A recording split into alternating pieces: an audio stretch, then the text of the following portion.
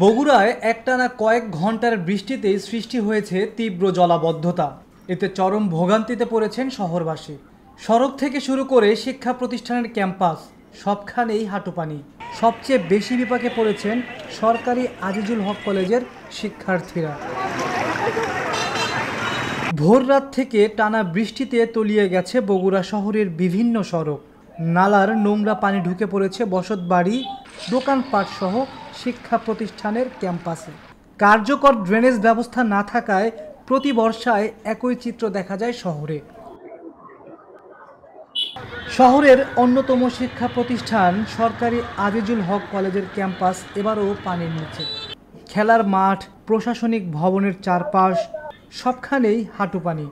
উচ্চ মাধ্যমিক চতুর্থ বর্ষ ও ডিগ্রির পরীক্ষার্থীদের পরীক্ষার হলে পৌঁছতে হচ্ছে পানির ভেতর দিয়েই। এতে বিপাকে পড়েছেন শিক্ষার্থী ও তাদের অভিভাবকরা।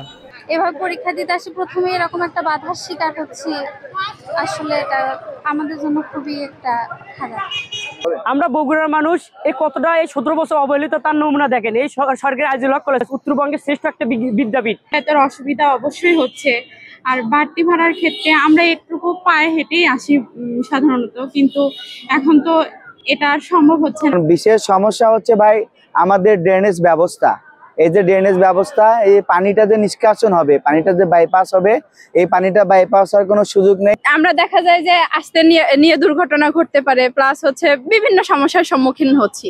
অনেকটাই হচ্ছে যে বাচ্চাকে নিয়ে কোলে করে নিয়ে যাওয়া আসি খুব সমস্যা হচ্ছে, বাচ্চাকে নিয়ে মা রাখে, জলের ভিতরে যাওয়া আসি খুব কষ্ট হচ্ছে। বুধবার ভোর রাত ৩টা থেকে সকাল ৯টা পর্যন্ত মাত্র ৬ ঘন্টায় ৯৩.২ মিলিমিটার বৃষ্টিপাত রেকর্ড করেছে আবহাওয়া অফিস। অপরিকল্পিত নগরায়ন ও ভঙ্গুর ড্রেনেজ ব্যবস্থার কারণে সবচেয়ে ক্ষতিগ্রস্ত হয়েছে আজিজুল হক কলেজ এলাকা। গতকাল থেকে সরকারি আজিজুল হক কলেজ ক্যাম্পাসে প্রায় হাঁটু পানি। আজকে একটু পানি কমেছে। গতকাল প্রায় ৪৫০০ পরীক্ষার্থী পরীক্ষা দিয়েছেন। আমাদের হচ্ছে যে ডিপার্টমেন্টের বা কলেজের সরকারি আজিজুল হক কলেজের বর্তমান অবস্থা আপনারা দেখতে পাচ্ছেন যে পানি পরিপূর্ণ অবস্থায় একদম। আমরা সাধারণ শিক্ষার্থী হিসেবে বলতে চাচ্ছি যেটা খুব দ্রুত সংস্কার আমরা কলেজ কর্তৃপক্ষকে দ্রুত জানাচ্ছি একজন সাধারণ শিক্ষার্থী হিসেবে। এখান থেকে পার করতে 10 টাকা আর ওখান থেকে ডাইরেক্টলি মোট 40 টাকা ভাড়া। গত রাতে সারাদিন বৃষ্টি হয় না, কিন্তু দেখা যায় ভোর রাতে বা সকালের দিকে প্রচন্ড রকম বৃষ্টি হচ্ছে, যা আমাদেরকে আসলে ভোগান্তিতে ফেলাচ্ছে। এই যে ৪-৫ হাজার পরীক্ষার্থী, তারা এই রাস্তাঘাটগুলো চেনে না, বিভিন্ন প্রতিষ্ঠান থেকে দূর দূরান্ত থেকে আসছে, তাদের জন্য আসলে একটি বিব্রতকর পরিস্থিতি।